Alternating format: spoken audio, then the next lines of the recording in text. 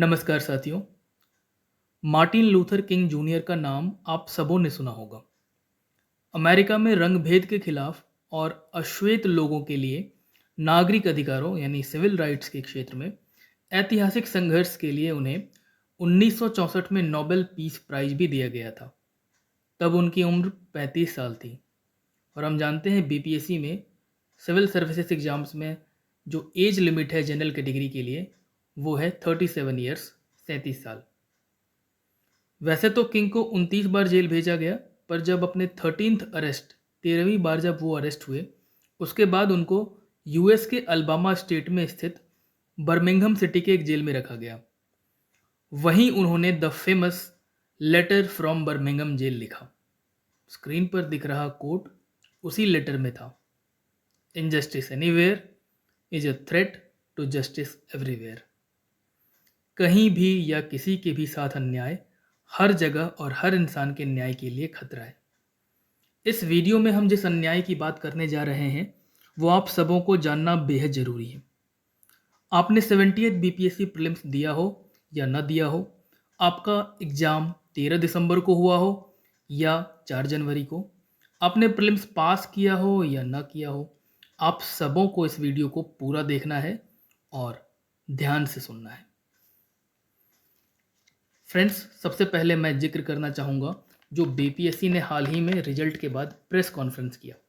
उसमें उन्होंने बहुत सारी बातें आयोग के द्वारा बताई गई, बहुत सारे डेटा दिए गए, पर उस दौरान उनसे एक सवाल का जवाब नहीं देते बना, और वो था 4 जनवरी और 13 दिसंबर को जिन कैंडिडेट्स ने एग्ज़ाम दिया उनके बीच जो डिफरेंस है, उनके बीच जो इक्वालिटी का हनन है, उससे संबंधित सवालों का जवाब उन्होंने नहीं दिया। उससे संबंधित डेटा वो नहीं दे पाए। उन्होंने कहा कि उनके पास डेटा नहीं है कि कितने लोग 13 दिसंबर को पास हुए हैं और कितने लोग 4 जनवरी को। पर हमने अपने पिछले वीडियो में जो हमारे चैनल पे है आप वो देख सकते हैं, उसमें कितने लोग और कितना सक्सेस रेट था 13 दिसंबर को और 4 जनवरी को, उसको बहुत विस्तार से हमने वीडियो में डिस्कस किया है विद सोर्स, विद सारे प्रूफ। तो अगर आपने वो वीडियो नहीं देखा है तो उसको आप देख लीजिएगा पहले, और अभी हम जो इस वीडियो में डिस्कस कर रहे हैं उसको आप देखिए। हम यहाँ डिस्कस कर रहे हैं 66th जो एग्ज़ाम हुआ था और जो अब 70th एग्ज़ाम हुआ है, दोनों ही केस में री एग्ज़ाम हुआ है। बीपीएससी से जब पूछा गया, आयोग के जो चेयरमैन हैं वो तो उस प्रेस कॉन्फ्रेंस में नहीं थे, पर जो लोग थे उनसे जब पूछा गया कि आपने रिजल्ट किस बेसिस पर दिया है 70th री एग्ज़ाम का, तो उन्होंने कहा कि हमने मर्ज करके दिया है रिजल्ट।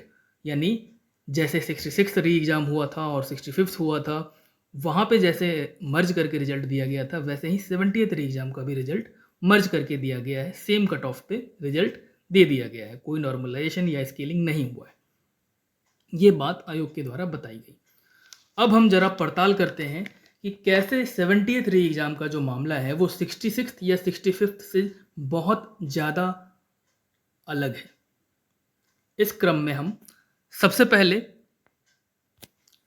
65th का जिक्र कर लेते हैं, क्योंकि आयोग ने उसके बारे में भी कहा और मुझे बेहद ये हास्यास्पद लगता है कि कैसे 65वीं का जिक्र वो इसमें कर सकते हैं, क्योंकि 65वीं का एग्ज़ाम जो हुआ था, जो री एग्ज़ाम हुआ था, वो सिर्फ कुछ मल्टीपल डिजेबिलिटी से जो लोग अफेक्टेड थे, जिन्होंने हाई कोर्ट में केस किया था, उन कुछ लोगों के लिए री एग्ज़ाम हुआ था जो मल्टीपल डिजेबिलिटीज से संबंधित था, न कि ये ऐसे नॉर्मल या जनरल कैटेगरी से या जनरल लोगों से संबंधित था, बल्कि ये सिर्फ उन मल्टीपल डिजेबिलिटीज से संबंधित था, उनके कैंडिडेट्स, वो उन कैंडिडेट्स से संबंधित था। आप यहाँ देख सकते हैं कि हाई कोर्ट में केस हुआ था और वहाँ पर हाई कोर्ट में केस होने के बाद जो मल्टीपल डिजेबिलिटीज से के श्रेणी के जो अभ्यर्थी थे, उन्होंने दावा किया था कि उनका एग्ज़ाम लिया जाए, तो उनके लिए फिर से फॉर्म जो है वो निकला था, उनको फिर से फॉर्म भरने का मौका मिला था और उनका री एग्ज़ाम हुआ था।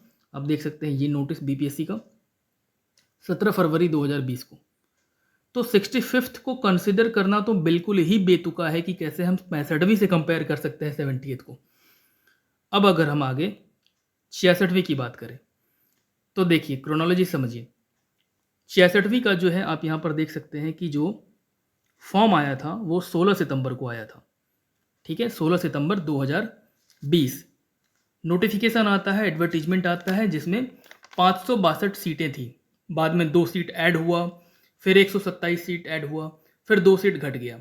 इस तरीके से टोटल 689 सीट्स, 689 सीट जो है उस एग्ज़ाम में था। ठीक है, एग्ज़ाम होता है 27 दिसंबर 2020 को। पर एक सेंटर जो है औरंगाबाद का BL एंग्लो स्कूल था, जहाँ पर कि कैंडिडेट्स ने वहाँ पर हंगामा किया, पेपर लीक का आरोप लगाया और हंगामा किया, जिसकी वजह से वहाँ एग्ज़ाम नहीं हो पाया। जब एग्ज़ाम नहीं हो पाया तो उनका री एग्ज़ाम लिया गया और ऐसे उम्मीदवार थे टोटल 850। देखिए 850 उम्मीदवारों का री एग्ज़ाम हुआ, जो कि एक सेंटर था BL Indo Anglian public school Aurangabad. एक डेटा और आप स्क्रीन पर देख सकते हैं, वो है कि कितने कैंडिडेट्स टोटल जो है जिनको इशू किया गया था एडमिट कार्ड, वो यहाँ देखिए 4,49,450, 4,49,450 कैंडिडेट्स जो है उनको एडमिट कार्ड इशू किया गया था। ये डेटा आपको मैं आगे जब एनालिसिस करूँगा तो उसमें आपको मैं बताऊँगा कि क्यों ये डेटा इंपॉर्टेंट है। फिलहाल आप ये देखिए कि 850 उम्मीदवारों का री एग्ज़ाम होता है और जब रिजल्ट आता है 24 मार्च 2021 को, तो रिजल्ट में औरंगाबाद सेंटर के उन 850 कैंडिडेट्स में से एक का भी रोल नंबर नहीं होता है।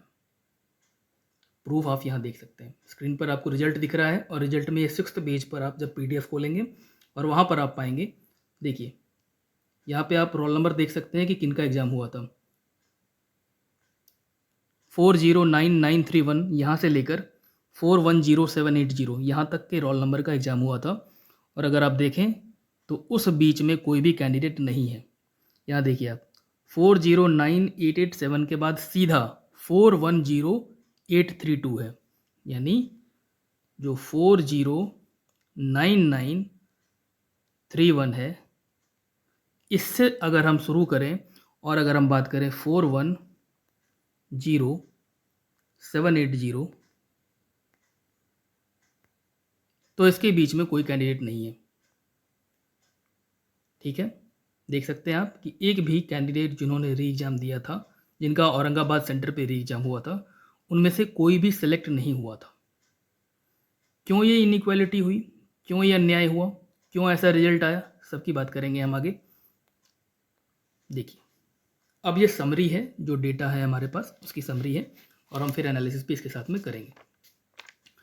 जो ये री एग्ज़ाम 66वीं का हुआ था, जिसमें 689 सीट्स था, जब री एग्ज़ाम हुआ तो कितने कैंडिडेट्स का हुआ, 850 कैंडिडेट्स का हुआ, जो कि टोटल कैंडिडेट का 0.2% था। 4,49,450 कैंडिडेट्स को एडमिट कार्ड इशू हुआ था, तो री एग्ज़ाम जो हुआ औरंगाबाद सेंटर पे वो हुआ 850 कैंडिडेट्स का, जो कि 0.2% है मात्र टोटल कैंडिडेट्स का। जबकि जो 70th री एग्ज़ाम हुआ है वहाँ टोटल 4.8 लाख कैंडिडेट्स थे, 4.8 लाख, जबकि उसमें से जो री एग्ज़ाम हुआ है वो 12,012 कैंडिडेट्स का हुआ है और ये 2.5% है, 2.5% है। तो कहाँ 0.2% मात्र कैंडिडेट्स का री एग्ज़ाम हुआ था और कहाँ यहाँ पर 2.5% कैंडिडेट्स का री एग्ज़ाम हुआ है। तो आप यहाँ पर देखिए कि जो कैंडिडेट्स का स्केल है वो कितना लार्ज है 70th री एग्ज़ाम में। एक तो ये बात कि आपको ये समझना है कि कितने बड़े स्केल पर री एग्ज़ाम हुआ है। यहाँ एक सेंटर औरंगाबाद सेंटर का हुआ था, जबकि अब जो एग्ज़ाम हुआ है वो बापू परीक्षा परिसर में, वहाँ 12,000 बच्चों का जो है वो कैपेसिटी है, या 12,000 बच्चे वहाँ पर उनको एडमिट कार्ड इशू किया गया था। जब 66th री एग्ज़ाम जो एंग्लो इंडियन जो स्कूल था औरंगाबाद का, जब री एग्ज़ाम हुआ तो पटना के 2 सेंटर पे वो एग्ज़ाम हुआ था। ठीक है, जबकि 70th का री एग्ज़ाम जो हुआ है उसमें हम जान रहे हैं, मैंने पिछले वीडियो में बताया भी था कि वो 22 सेंटर्स पे हुआ है, सब जानते हैं। तो इतनी बड़ी जो है वो डिफरेंस है नंबर ऑफ री एग्ज़ाम वाले कैंडिडेट्स की। तो आपको ये समझना है कि कैसे स्केल बड़ा है यहाँ पर एग्ज़ाम का, कैंडिडेट्स काफ़ी बड़े संख्या में है यहाँ पर। एक तो ये, दूसरा कि वैकेंसी बहुत बड़ी है। ये 689 वैकेंसी थी री एग्ज़ाम की, जो कि बढ़ के हुई थी, और 70th एग्ज़ाम में 2035, ये 3 गुने से भी ज़्यादा का है। ठीक है ना, ऑलमोस्ट 3 टाइम्स। तो वैकेंसी के लेवल पे भी बहुत बड़ा स्केल है यहाँ पर। कैंडिडेट्स जो है वो काफ़ी बड़े स्केल पर यहाँ पर री एग्ज़ाम दे रहे हैं और जो है वो 2.5% ऑफ द टोटल है, और जबकि री एग्ज़ाम 66 वाला वो 0.2% है। तो एक तो इस बेसिस पर भी इन दोनों एग्ज़ाम को कंपेयर नहीं किया जा सकता है, पर फिर भी BPSC ने जिस तरह से तर्क दिया है कि हमने 66th और 65th की तरह इसको मर्ज कर दिया है, तो BPSC को मैं एक ही बात कहना चाहूँगा ये साहब आपने 66 री एग्ज़ाम जब लिया था तब भी आपने अन्याय किया था, और जब आप अभी 70th का री एग्ज़ाम आपने लिया है तब भी आपने अन्याय किया है। 66 री एग्ज़ाम में आपने उन लोगों के साथ अन्याय किया था जिन लोगों का री एग्ज़ाम हुआ था, जबकि 70th री एग्ज़ाम जो हुआ है इसमें आपने उन लोगों के साथ अन्याय कर दिया जिनका एग्ज़ाम पहले हो चुका था। डिफरेंस ये है, अन्याय अलग अलग ग्रुप या अलग अलग जो है तबके का हुआ है, पर दोनों ही एग्ज़ाम में हुआ है। यही सबसे इम्पॉर्टेंट जो है पॉइंट है, सबसे इम्पॉर्टेंट जो है वो बात है इस दोनों री एग्ज़ाम के बीच। अब एक चीज़ आपको ध्यान दिलाता हूँ मैं। कुछ लोग कहेंगे कि 70th में प्रोटेस्ट हो रहा है, 66th में प्रोटेस्ट क्यों नहीं हुआ था? तो आपको यही समझना है कि 66th में जब री एग्ज़ाम होने वाला था सिर्फ औरंगाबाद सेंटर वालों का, मैं एग्ज़ाम से पहले की बात कर रहा हूँ, जब औरंगाबाद सेंटर के लिए री एग्ज़ाम डिक्लेयर हुआ था कि वहाँ पर ही सिर्फ होगा, पेपर लीक के कारण हंगामा हुआ, पर एग्ज़ाम जो है वो सिर्फ औरंगाबाद सेंटर के कैंडिडेट्स का लिया गया। तो उस वक्त कोई भी प्रोटेस्ट जो है बाकी की मेजॉरिटी ऑफ द स्टूडेंट्स जो है वो नहीं कर रहे थे, जिन लोगों ने एग्ज़ाम दे दिया था पहले, वो इसलिए क्योंकि एग्ज़ाम का जो पैटर्न था वो पहले से प्रेडिक्टेबल था। 63, 64, 65 जिस तरह से पहले एग्ज़ाम्स, जिस तरीके से एग्ज़ाम लिया जाता था, जिस तरह के क्वेश्चंस होते थे, वो सारी चीज़ें जो है वो पहले की तरह ही थी। 66th में भी कोई बड़ा चेंज नहीं आया था। एक तो वो बात, जबकि 70th एग्ज़ाम के केस में अगर हम देखें तो 68th और 69th में जिस तरह से क्वेश्चन का में बदलाव हुआ, पैटर्न में बदलाव हुआ, क्वेश्चन के तरीके में बदलाव हुआ और वो यूपीएससी ओरिएंटेड होने लगा धीरे धीरे, तो उस लेवल पे अगर हम देखें तो 70th में जो जो अपीयर हुए 13 तारीख को लोग, उनके लिए एक तरह से शॉकिंग था कि ये कैसा क्वेश्चन पेपर है। जबकि 66 जो लोगों ने एग्ज़ाम दिया था उनको ये पता था कि जिस तरह से पहले क्वेश्चंस पूछे गए उसी तरह से 66 भी था। तो जो री एग्ज़ाम होने वाला था औरंगाबाद सेंटर पे, वो भी कोई ऐसा नहीं था कि उनको पहले से पैटर्न पता है, क्योंकि पैटर्न तो 66 जो जिन्होंने दिया एग्ज़ाम उनको भी पहले से पता था। 70th केस में क्या है कि जिन लोगों ने 70th एग्ज़ाम 13 दिसंबर को दिया, उन लोगों को पैटर्न बिल्कुल पता नहीं था जिस तरह का क्वेश्चन आया। जो पैटर्न पता था 68 और 69 वाला, वो उस तरह का क्वेश्चन पेपर आया नहीं 70th में। इस वजह से जब री एग्ज़ाम की बात हुई कि सिर्फ री एग्ज़ाम होगा, सिर्फ बापू परीक्षा परिसर वालों का, तो प्रोटेस्ट इसलिए भी बहुत जो है वो स्ट्रांग हो गया। री एग्ज़ाम की बात कर तो पहले से ही रहे थे, पर जब ये पता चला कि री एग्ज़ाम होगा लेकिन सिर्फ 12,000 बच्चों का होगा, तो ये प्रोटेस्ट और जो है स्ट्रांग हो गया और इसलिए ये प्रोटेस्ट रुकने का नाम नहीं ले रहा है। ठीक है? और जो संभावनाएं व्यक्त की गई थी कि डिफरेंस होगा रिजल्ट में, तो वो रिजल्ट में हमने डिफरेंस देख लिया है। हमने डिस्कस किया है कि किस तरीके से जो 70th री एग्ज़ाम हुआ है, री एग्ज़ाम वाले सेंटर से 19.6% लोग जो है वो क्लियर किए हैं, जबकि जो 13 दिसंबर वाले जो कैंडिडेट्स थे, वहाँ से जो जो लोग अपीयर हुए हैं उनमें से सिर्फ 6.3% लोग कैंडिडेट्स जो है वो पास कर पाए। ठीक है? अब एक और चीज़, एग्ज़ाम के बाद 70th में प्रोटेस्ट कंटिन्यू हो रहा है।